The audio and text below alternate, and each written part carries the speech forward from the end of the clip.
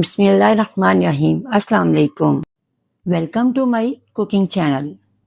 आज हम घर पर ही बनाएंगे ढाबा स्टाइल में दाल माश। वो व्यूवर्स जो बिला नागा हमारी वीडियोस को देखते हैं और लाइक करते हैं, कमेंट्स करते हैं, उनका तहे दिल से बहुत शुक्रिया। और जो व्यूवर्स जो आज फर्स्ट टाइम हमारी वीडियो देख रहे हैं, उनसे हमारी रिक्वेस्ट है कि वो प्लीज़ हमारे चैनल को सब्सक्राइब करें, लाइक करें और अच्छे अच्छे कमेंट्स भी करें। हमने एक पाव दाल माश ली और इसको अच्छे तरीके से हमने इसको साफ कर लिया, क्योंकि दाल में कोई कंकर वगैरह भी होते हैं और उनको निकालना बहुत ज़रूरी होता है। जब हम खाना खाते हैं तो दाल के अंदर जो कंकर होती है वो मुंह में आते हैं। दाल को अच्छे से साफ करने के बाद हम उसको 1 घंटे के लिए पानी में भिगो देंगे। दूसरी तरफ हम कढ़ाई में 4 से 5 गिलास पानी डालकर रख देंगे और उसको बॉयल आने देंगे। पानी बॉयल होने के बाद हम इसमें दाल माश डाल देंगे। जो दाल बाउल में बाकी रह जाएगी हम उसमें पानी डालकर वो वापस कढ़ाई में डाल देंगे। रिज़्क अल्लाह ताला की बहुत बड़ी नेमत है, हमें इस रिज़्क को ज़ाया नहीं करना चाहिए। दाल में हम 1 चम्मच नमक का शामिल करेंगे। जैसे जैसे दाल बॉयल हो रही है उसके ऊपर एक सफ़ेद सी झाग आ रही है। इसको झाग भी कहते हैं और इसको दाल की मैल भी कहते हैं। दाल की मैल उतार देने से दाल का जायका बहुत अच्छा बनता है। खाएं अपने अंदाज में, बनाएं हमारे अंदाज में। आपने एक बार हमारी रेसिपी को ज़रूर ट्राई करना है। जैसे ही सारी मैल उतर जाएगी, देखिए दाल साफ और शिफाफ हो जाएगी।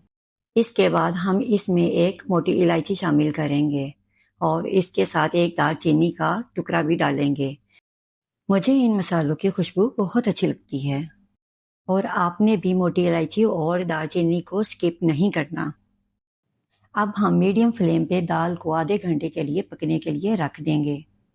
आधा घंटा पूरा करने के बाद हमने दाल को चेक किया। अब देखते हैं कि दाल गल गई है।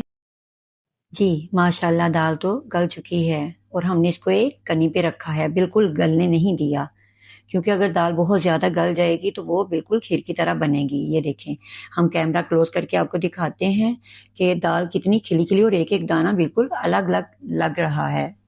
अगर आप इस तरीके से दाल बनाएंगे तो गोश्त खाना भी भूल जाएंगे और जो बच्चे या बड़े दाल नहीं खाते वो भी खाना पसंद करेंगे। अब कढ़ाई में हम 1 कप ऑयल शामिल करेंगे और 2 मीडियम साइज के कटे हुए प्याज शामिल करेंगे। प्याज को हम अच्छे से फ्राई करेंगे। लो फ्लेम पे हम प्याज फ्राई करेंगे। अगर हाई फ्लेम पे करेंगे तो प्याज बिल्कुल जल जाएगा, फ्राई नहीं होगा बल्कि जल जाएगा। और ऐसा भी ना हो कि प्याज कहीं से वाइट रह जाए और कहीं से गोल्डन। हमें सारा प्याज जो है वो गोल्डन करना है। प्याज फ्राई करने के बाद अदरक लहसुन के 2 चम्मच पेस्ट के शामिल करेंगे। लहसुन अदरक के पेस्ट को भी हम प्याज के साथ इस तरह फ्राई करेंगे कि उसका जो कच्चापन है वो बिल्कुल ख़त्म हो जाए। अब इसमें हम 2 बारीक कटे हुए टमाटर शामिल करेंगे। लहसुन, प्याज, अदरक, टमाटर, हरी मिर्चें, सब्ज़ धनिया और ये जितने गरम मसाले हैं, ये सब रेसिपी की जान होते हैं। इनके बगैर तो रेसिपी भी नामुकम्मल होती है।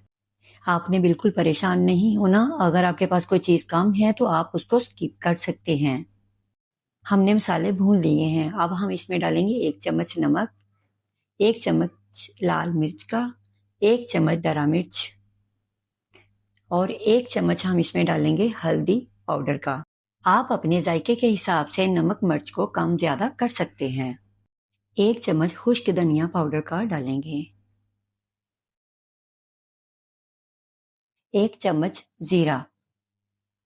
अब इन मसालों को हम भून लेंगे। नमक मिर्च को अच्छे तरीके से हम फ्राई करेंगे ताकि इसका जो कच्चापन है वो बिल्कुल ख़त्म हो जाए। 1 चम्मच काली मिर्च पाउडर का शामिल करेंगे। 1 चम्मच पिसा हुआ गरम मसाला भी शामिल करेंगे। जो दाल हमने बॉयल की थी वो हम मसाले में शामिल कर देंगे।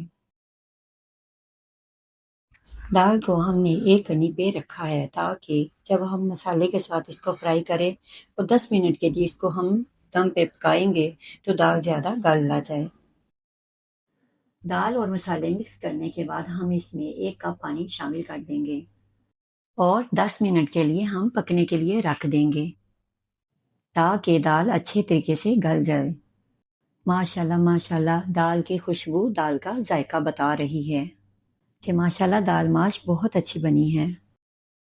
अब हम दाल की गार्निश के लिए कटी हुई हरी मिर्च और सब्ज़ धनिया दाल में शामिल करेंगे और इससे दाल की खूबसूरती में इजाफा होगा। अभी हमारी दाल मुकम्मल तैयार नहीं हुई। अब हम क्या करेंगे, एक पैन में 2-3 चम्मच ऑयल के लेंगे और उसके अंदर 1 चम्मच ज़ीरा डालेंगे और ज़ीरे का तड़का लगाएंगे और इस ज़ीरे का तड़के से दाल का जायका दुबाला हो जाएगा। ये अब आपकी चॉइस है कि आपने दाल के साथ रोटी खाना पसंद करेंगे, चावल खाना पसंद करेंगे या नान खाना पसंद करेंगे। माशाल्लाह माशाल्लाह जी, जीरे का तड़का लग गया है और दाल बहुत मज़े की बनी है। इसके साथ मैं आपसे इजाज़त चाहूँगी। अल्लाह हाफ़िज़।